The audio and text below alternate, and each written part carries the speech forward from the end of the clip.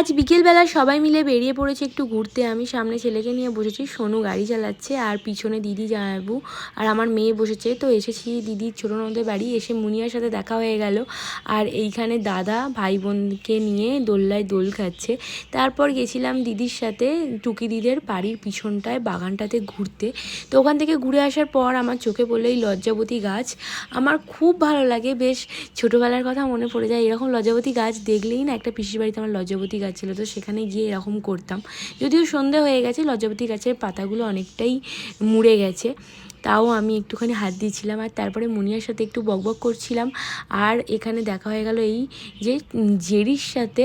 তারপরে একটা খরগোশও ছিল, মানে কি বলবো, পুরো টোটালি মানে ফুল অফ মানে অ্যানিমেলসে ভর্তি।